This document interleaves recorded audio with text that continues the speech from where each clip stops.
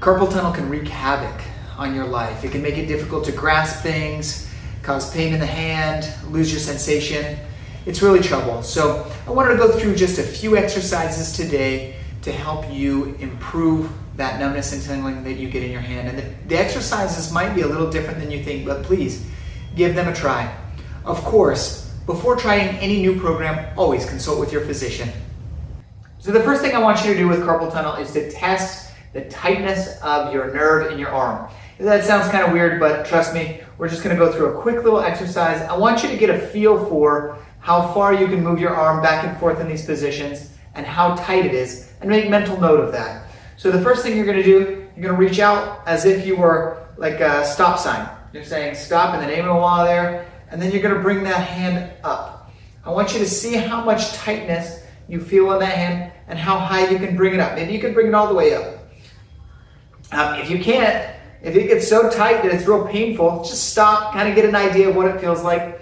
The other one that I want you to do is right here, palm facing towards your ear, and then almost like you're talking on the phone, and then you're going to take that hand out.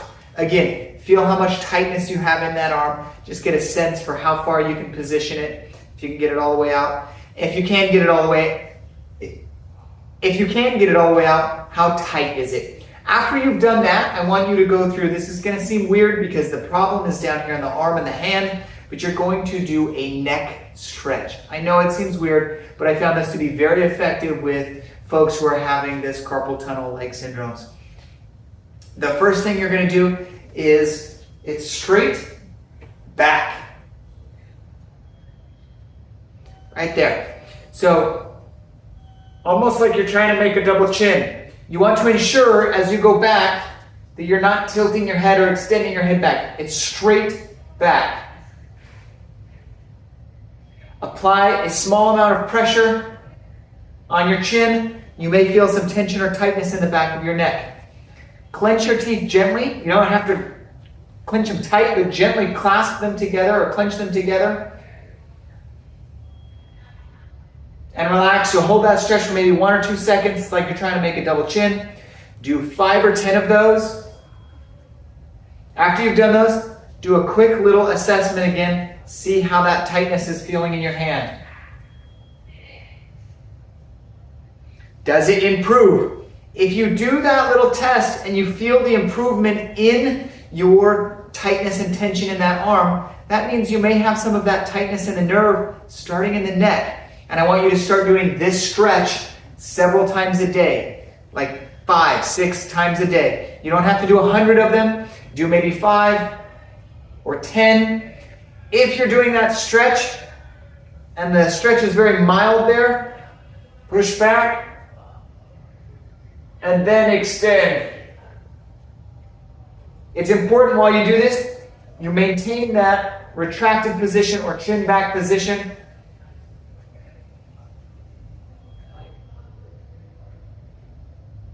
At the end, when I come up, I like to do a little wiggle. I get a little more stretch there.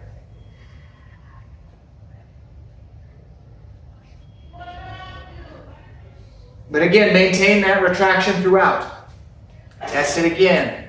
See how it feels with the tightness in that arm. Start with just the retraction though. Do not progress to the extension. Start with just the retraction. If you get a little bit of change, but not much, then try the retraction with extension, see how much change you get. Okay, so that's the first thing I want you to try. Next, we're gonna hop over here. All right, so the hand that you're getting the carpal tunnel in, you're gonna place it on the wall, okay? Fingers pointing up, and then I want you to turn your head side to side. Is that changing the tightness you feel in the arm? Also, sometimes people will hike the shoulder up. I want you to really depress the shoulder as you do this, and side to side.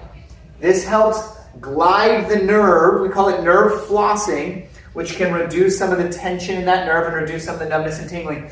Do this only to tolerance. So let's say you get into position, you do the glide 3 or 4 times, and you really start feeling some of that numbness, tingling, then stop. and do it again later in the day. Do 3 or 4 of these per day. Try and build up where you're doing it more and more. And hopefully it's lasting longer. So you're able to, maybe the first time you do it, you do 10 kind of side to side there. Then you start getting some sensation, some tingling or some pain. Back off. And then over time, try to progress it if it feels better. So for example, maybe you get to 10 the first time it's painful. The next time maybe 10, and then maybe the next time 12, and then maybe 14. Slowly progress it to the point that you're not getting as much numbness or tingling there. You're also getting a good extension stretch of the wrist there, which can be helpful in this condition.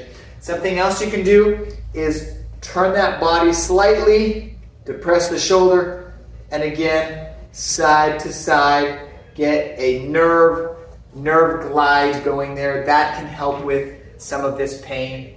And then we're going to go into a floss, just going back and forth. This was that little test we did at the beginning. This is a way to glide the nerve back and forth in that arm to help reduce some of the tension that's causing some of that neural pain and numbness. So just right here, back and forth. Do it 10 or 15 times, several times a day. Neural tension takes time though. These things don't heal overnight. They don't get better overnight. So you want to give it a few weeks. Try these for a few weeks, see how they go, and hopefully they make improvements. If this video has been helpful, please subscribe and check out some of my other videos for further help.